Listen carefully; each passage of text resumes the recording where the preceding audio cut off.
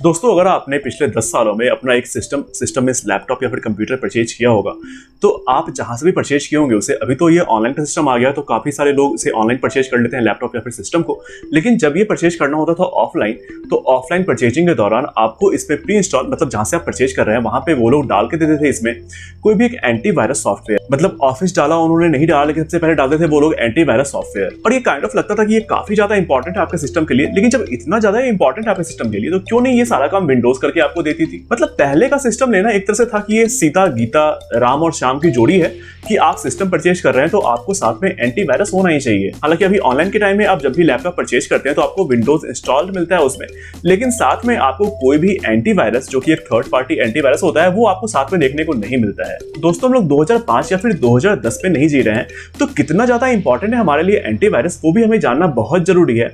बिना जाने हम एंटीवायरस डाल देते हैं। अगर आपके पास कोई पुराना सिस्टम है जिसका कॉन्फ़िगरेशन बहुत ज्यादा हाई नहीं है, उसमें एंटीवायरस आप डालते हैं और आपका सिस्टम काफी ज्यादा स्लो या फिर स्लगिश हो जाता है, तो इसलिए आप जान लीजिए कि एंटीवायरस आपके लिए कितना इंपॉर्टेंट है। और इन सारी बातों पे चर्चा आज के इस वीडियो में होगी। तो इस वीडियो को शुरू करते हैं, लेकिन वीडियो शुरू करने से पहले ये बताइए कि आप कैसे हैं, और अगर आप इस चैनल पे पहली बार आए हैं तो इस चैनल को सब्सक्राइब कर लीजिए, साथ ही आप बेल आइकन भी दबा लीजिए ताकि आप तक नोटिफिकेशन पहुंच सके सबसे पहले।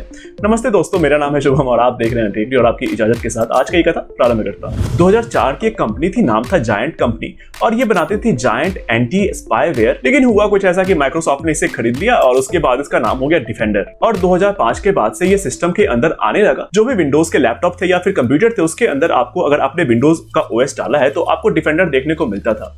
लेकिन विंडोज 8 से पहले ये डिफेंडर जो था वो बस एक स्पाईवेयर था। लेकिन अभी मोस्ट ऑफ द पीपल के पास अभी विंडोज 10 है, और एक काफी सॉलिड सॉल्यूशन है। अगर आप इसके रैंकिंग को देखेंगे कहीं पे किसी थर्ड पार्टी साइट्स पे, या फिर इसके बेंचमार्क को देखेंगे विंडोज डिफेंडर के, तो आप पाएंगे कि इसका जो पॉइंट्स है वो काफी ज्यादा इंप्रूव हुआ है पहले से, और ये काफी अच्छा एंटीवायरस है जो कि आता है विंडोज के साथ ही। अगर आप विंडोज का ओएस डालते हैं, विंडोज 10 डालते हैं, तो आपको ये साथ में मिलता है। लेकिन विंडोज 10 से पहले ये इतना ज्यादा इफेक्टिव नहीं था, इतना ज्यादा ये सॉलिड सॉल्यूशन नहीं हुआ करता था सिस्टम्स के लिए। लेकिन विंडोज 10 के आने के बाद इसमें काफी ज्यादा इंप्रूवमेंट भी लाया गया। लेकिन बात आती है कि क्या आपको इसके बाद भी कोई एंटीवायरस डालना चाहिए।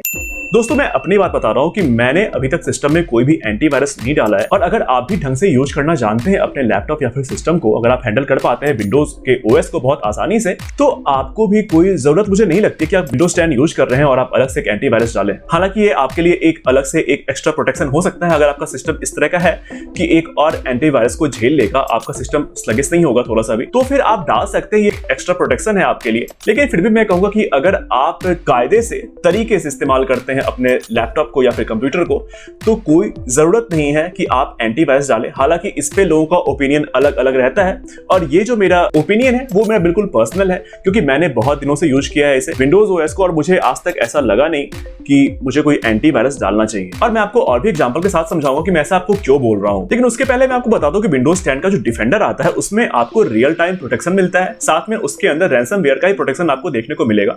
और तीसरी बात ये कि इसका जो ब्राउजर है, एज ब्राउजर जो भी आता है विंडोज 10 के अंदर, वो भी आपको प्रोटेक्टेड है। मतलब जो भी सिक्योरिटी फीचर है उसके ब्राउजर के साथ इंटीग्रेट कर दिया गया। और साथ में ये सारा कुछ आप देखते हैं मोजिला के साथ भी, और क्रोम के साथ भी। गूगल का जो Chrome most of the person use करते हैं, उसके अंदर भी आपको इंटीग्रेटेड रहता है उसका जो भी सिक्योरिटी फीचर्स है। क्योंकि आप किसी ऐसे साइट को खोलते हैं जो कि मैलिशियस है, तो वो आपको पहले ही बता देता है कि आप इस साइट पे ना जाएं, ये आपके लिए हार्मफुल हो सकता है, ये आपको पहले ही बता देता है। लेकिन आप में से बहुतों का कहना होगा कि जो सिचुएशन पहले हुआ करता था कि आप अगर एंटीवायरस डालते हैं तो आपका सिस्टम काफी ज्यादा स्लो हो जाता है, ये अब ऐसा नहीं होगा, क्योंकि ये सारा कुछ आप क्लाउड पे होता है और सिस्टम आपका स्लो नहीं होता है। आपकी बात बिल्कुल सही है। तो मैं आपको एक एग्जांपल यहाँ पे देना चाहूंगा। बिल्कुल आप सही बोल रहे हैं कि सारा कुछ क्लाउड पे होता है तो आपका सिस्टम स्लो नहीं होता है।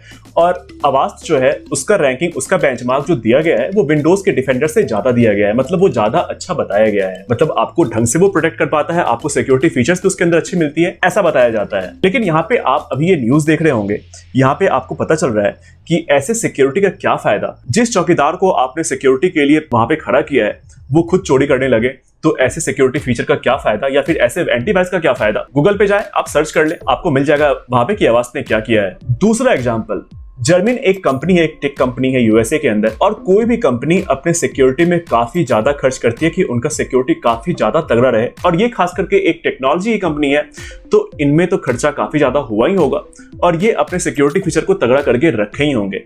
लेकिन आप फिर से गूगल पे जाएं और पढ़ लें रैंसमवेयर की वजह से ये कंपनी कितने दिनों तक परेशान रही है और कितना ज्यादा रैंसम भी इन्होंने पे किया है, फिर भी इन्हें काफी ज्यादा परेशानी झेलना पड़ा था। सारे सिक्योरिटी फीचर्स, सारे एंटीवायरस धरे के धरे रह गए। तीसरा एग्जाम्पल, देश के प्रधानमंत्री, हमारे देश के प्रधानमंत्री श्री नरेंद्र दामोदर दास मोदी जी, उनकी सिक्योरिटी भी काफी तगड़ी रहती है, चाहे वो ऑफलाइन हो, ऑफलाइन मींस की जो भी उनके बॉडीगार्ड्स रहते हैं, जो भी वहां पे सिक्योरिटी कहीं वो जाते हैं उनकी पहले सिक्योरिटी वहां पे रहती है, या फिर ऑनलाइन हो, चाहे उनका ट्विटर हैंडल हो, फेसबुक हो, इंस्टा हो, जो भी है, सिक्योरिटी काफी तगड़ी रहती है। लेकिन हमारे देश के पीएम का ट्विटर अकाउंट इस साल ही, मतलब कुछ महीनों पहले ही हैक हुआ था। जो भी यूट्यूबर्स रहते हैं वो खास करके 2 फैक्टर वेरिफिकेशन उनका ऑन रहता है, लेकिन बिना साइन इन किए हुए, बिना कुछ किए हुए उनके अकाउंट को बाईपास किया गया और उनके अकाउंट को हैक किया गया। और मुझे नहीं लगता है कि इससे ज्यादा आपको किसी एग्जांपल की जरूरत नहीं होगी, और सारा एग्जांपल मैंने आपको रिसेंट एग्जांपल दिया है। अगर आप पास्ट में जाएंगे तो आपको और भी ज्यादा मतलब बहुत वास्ट एग्जांपल आपको मिल जाएगा देखने के लिए। तो मेरा कहना बस ये है कि अगर आप टारगेट है किसी के, मतलब बिल्कुल आपके ऊपर कोई स्नाइपर लेके बैठा ही हुआ है, तो आप बच नहीं सकते हैं। और यहाँ पे तो एंटीवायरस खुद ही सारा कुछ आपका सेल कर रही है, तो ये खैर सिनेरियो ही अलग है। तो मैं आपको ये बताना चाहूंगा कि आखिर आप इन सारे एंटीवायरस के होने के बावजूद भी, या फिर आप एंटीवायरस आपके पास नहीं भी है तो भी आप कैसे बच सकते हैं। सबसे पहली बात, कोई भी ऐसे साइट पे आप ना जाएं जो कि आपको पता नहीं है, जो कि आपको लगता है ये सही नहीं है। और क्योंकि मुझे लगता है कि आप में से बहुत सारे लोग ने नेट को ऐसा नहीं कि पहली बार यूज किया होगा, तो आपको पता होता है कि कौन सा साइट एक मैलिशियस साइट है और कौन सा साइट एक जेन्युइन साइट है। और इसके बहुत सारे तरीके भी है, मैंने आपको पहले भी कई बार बताया, मैं अभी बता रहा हूं आपको कि आप जो ऊपर एड्रेस बार होता है ब्राउजिंग के अंदर, वहां पे आप देख ले कि लॉक का सिंबल है या नहीं है। बस आपको इतना ही चेक करना है, आप बस इसको चेक कर लेंगे तो आपका काफी ज्यादा काम जो है आसान हो जाएगा। सबसे पहले आप यहाँ पे लॉक के सिंबल को देख लीजिए कि वो लॉक्ड है या नहीं है। लॉक्ड का मतलब है कि वो सिक्योर है, आप जिस साइट पे जा रहे हैं वो बिल्कुल सिक्योर है। दूसरी बात की अगर वहां पे लॉक का सिंबल नहीं है, अगर आप किसी ऐसे साइट पे जा रहे हैं जहां पे कि HTTPS नहीं लिखा हुआ है, लॉक का सिंबल भी नहीं है, तो आप ध्यान में ये रखिए कि वहां पे जो भी पॉपअप आता है साइट से, चाहे वो राइट साइड से नीचे से आए या फिर लेफ्ट साइड से नीचे से आए, तो आप कोशिश ये करें कि आप उस पर क्लिक ना करें। उसमें बहुत सारा होता है कि आता है लिखा हुआ कि यू आर इन्फेक्टेड, आप इसे डाउनलोड कर लें, इस फलाने सॉफ्टवेयर को, फलाने एंटीवायरस को, तो आपका सिस्टम बिल्कुल क्लीन हो जाएगा। या फिर आप इसको डाउनलोड कर लेंगे तो आपका बैटरी जो वो काफी ज्यादा 2 गुना 3 गुना आपको बैटरी बैकअप देना शुरू कर लेगा। या फिर you want something, click here to open, इस तरह कुछ भी आए तो आपको वहां पे क्लिक नहीं करना है। मैं बताऊं तो 90% जो इस तरह के पॉपअप होते हैं ना, वो सारे मैलिशियस होते हैं। और डेटा का चोरी करना आपका बस पर्सनल डेटा ही नहीं होता है, बहुत कुछ होता है। आपका लोकेशन भी एक तरह का डेटा ही होता है, आप कहां पे मूव कर रहे हैं, क्योंकि इससे बहुत सारी जो एड एजेंसी है, वो जो एड कैंपेन्स चलाती है, उनको काफी ज्यादा फायदा होता है। लेकिन आपका ये डेटा भी मैटर करता है आपके लिए, और उन एड कैंपेन्स के लिए भी आपके लिए इसलिए मैटर करता है कि आपका ये डेटा आपके पास ही होना चाहिए। आप कहां पे हैं ये जानने का हक बस आपको है और उनको है जिसको कि आप बताना चाह रहे हैं। कोई भी कंपनी, कोई भी साइट अगर आपसे ये डेटा भी चुराती है तो ये सही नहीं होता है। और चौथी बात, मैं इस बात से डिनाई नहीं करूंगा कि बहुत सारे लोग जो है वो पायरेटेड सॉफ्टवेयर यूज करते हैं, चाहे वो ऑफिस हो, फोटोशॉप हो या फिर कोई भी सॉफ्टवेयर हो। बहुत से लोग पे नहीं करते हैं, पायरेटेड सॉफ्टवेयर यूज करते हैं, लेकिन जहां से वो डाउनलोड करते हैं वहां पे उन्हें ध्यान रखना चाहिए। अगर उन्हें कुछ इसके बारे में नहीं पता है तो उनसे वो डाउनलोड करवा लें जिन्होंने ये पहले कर रखा है। हालांकि मैं इस चीज को प्रमोट नहीं कर रहा, लेकिन मैं जान रहा हूं कि बहुत से लोग ऐसा करते हैं। तो आप जब भी कुछ डाउनलोड कर रहे हैं तो वो किसी जेन्युइन साइट से ही, चाहे वो गाना ही क्यों ना हो गया, कोई वीडियो ही क्यों ना हो गया, तो आप किसी जेन्युइन साइट से ही किसी भी चीज को डाउनलोड करें। क्योंकि डाउनलोड होने के साथ साथ, या फिर कोई सॉफ्टवेयर आप डाउनलोड करते हैं तो उसके साथ साथ बहुत सारा चीज डाउनलोड होता है और हम लोग बस नेक्स्ट नेक्स्ट नेक्स्ट पे क्लिक करते चले जाते हैं।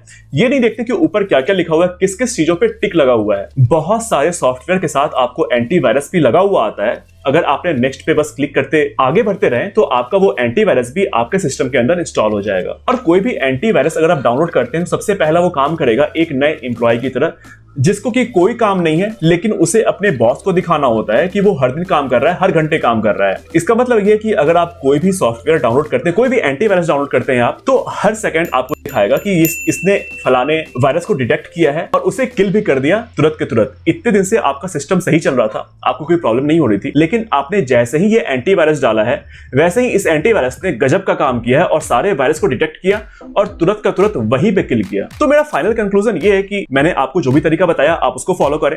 और अगर आप कई दिनों से इंटरनेट को यूज कर रहे हैं, विंडोज ओएस को यूज कर रहे हैं, तो आपको काफी सारी जानकारी खुद भी होगी कि कौन सा साइट मैलिशियस है, किस साइट से सॉफ्टवेयर को डाउनलोड करना चाहिए, सॉफ्टवेयर को इंस्टॉल कैसे करना है, इंस्टॉल के दौरान वहां पे क्या क्या आपको ध्यान में रखना है कि और सॉफ्टवेयर जो कि बंडल्ड है उसके साथ वो इंस्टॉल ना हो जाए। लेकिन फिर भी अगर आपको एंटीवायरस इंस्टॉल करना है तो आप कर सकते हैं। ये आपको एक तरह से मैं बोलूंगा एक्स्ट्रा प्रोटेक्शन है, और अगर आपका सिस्टम झेल पाएगा तो फिर आप इंस्टॉल कर लें। वरना ये मेरा पर्सनल ओपिनियन है कि ऐसी कोई कोई जरूरत होती नहीं है कि आपको सिस्टम के अंदर एंटीवायरस होना ही होना है, क्योंकि विंडोज 10 में आपको ऑलरेडी डिफेंडर आता है लगा हुआ कि बिना आपकी गलती के, बिना आपके मर्जी के कोई भी आपके सिस्टम को हैक नहीं कर सकता है। क्योंकि मैक्सिमम टाइम जो रैंसमवेयर भी जो अटैक होता है वो आपके कुछ डाउनलोडेड फाइल की वजह से होता है जो आपने इंस्टॉल कर लिया सिस्टम के अंदर। हालांकि आपको पता नहीं चलता है, लेकिन मैक्सिमम टाइम ऐसा ही होता है कि आपने कुछ ओके कर दिया, नेक्स्ट कर दिया और उसके बाद कुछ मैलिशियस फाइल जो है आपके सिस्टम के अंदर इंस्टॉल हो चुका होता है। हालांकि ये पर्सन टू पर्सन ये वेरी करता है कि आपको एंटीवायरस यूज करना चाहिए या नहीं करना चाहिए। हालांकि आपकी क्या राय है, आप एंटीवायरस यूज करते हैं या नहीं करते हैं? अगर एंटीवायरस यूज करते हैं तो यूज क्यों करते हैं, नहीं करना चाहते हैं तो क्यों नहीं करना चाहते हैं? आप ये सारा कुछ नीचे कमेंट करके बता सकते हैं। So that's it for today and मिलते हैं फिर से किसी नेक्स्ट वीडियो में नए टॉपिक के साथ। तब तक के लिए थैंक यू, धन्यवाद।